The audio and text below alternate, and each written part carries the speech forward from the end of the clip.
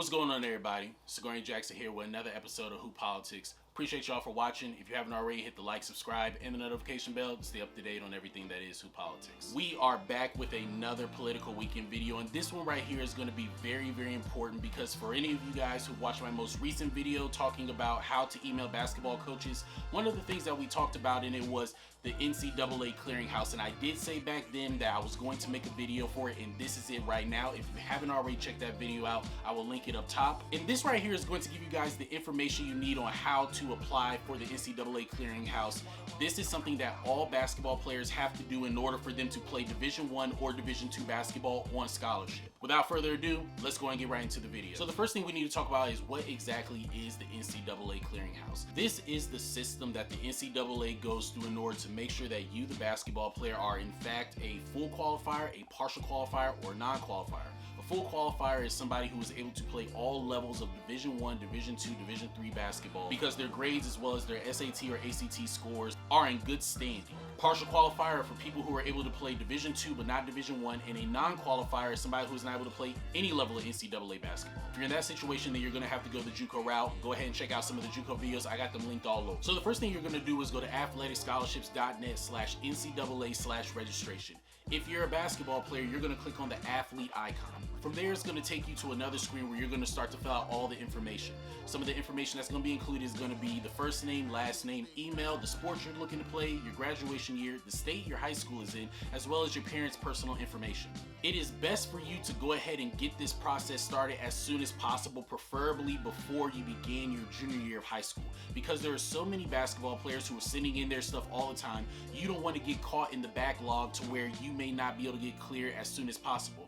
Understand that when coaches are reaching out to you, they want this information as soon as possible, and they don't want to have to wait for you to go and send all your information off if you haven't already done it and you're maybe into the summer after your senior year. Understand that when you are doing the registration process, it cannot be submitted until you have paid a $70 fee. If you are an American citizen, you're going to have to pay the $70, and if you are an international student, then you are going to pay $120. The registration form is going to ask you a series of questions that are going to be different for every single basketball player. For example, whether or not you failed some classes before you had to retake them. Did you go to multiple schools? Have you been paid to play basketball or anything related or similar to that? Once you have filled everything out, this is the major thing that everybody needs to pay attention to. You are not able to send off your transcripts or your SAT or ACT scores by yourself.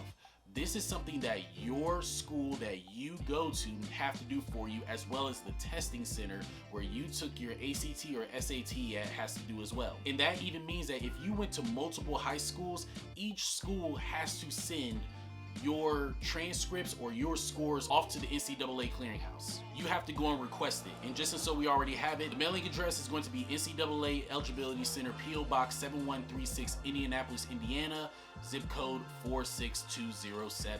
This is something, like I said, you need to get on as soon as possible, preferably at the beginning of your junior year of high school, because that's when your classes start to matter the most. You're going to have to start making sure that you are taking core courses and that you are passing them with flying colors. Core courses are going to be things like your science, your math, your Englishes, your reading, writing, things of that nature. Once you have completed this entire process, you will receive an email and sometimes a letter that will let you know whether or not you are a full qualifier, a partial qualifier, or a non-qualifier. This can range from a couple of weeks to even a couple of months. That's why it's so important for you to get this done early. Now, with that being said, you will not get the full eligibility status until a coach has required or has asked the NCAA clearinghouse to send them your documentation. That might not make a lot of sense, but let me try to break it down to you in a more simple way.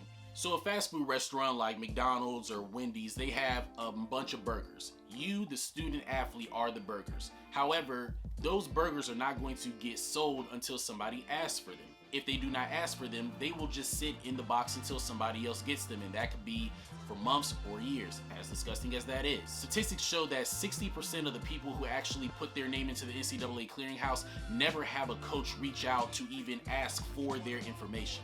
So there are a lot of patties that are sitting in this freezer right now. But it's better to be safe than sorry. You want to make sure that you have all of your ducks in a row, because when it's time to email a coach or when it's time to go to an AAU event and you play your ass off and everybody is loving you, You don't want any roadblocks to be in between you and your scholarship, you and that opportunity to be able to play at the next level. And that's why the NCAA clearinghouse is so important. You want to get it done as soon as possible. You want to put yourself in position for coaches to take you sight unseen with all the extra baggage that comes with basketball players who are not taking care of business. If y'all like this video, give it a thumbs up. Comment below. Let me know if you've already gone through the NCAA clearinghouse. Are you a qualifier, a full qualifier, a partial qualifier? Follow the Instagram, Twitter, and TikTok at hoop_politics. And as always, God is always in control, man.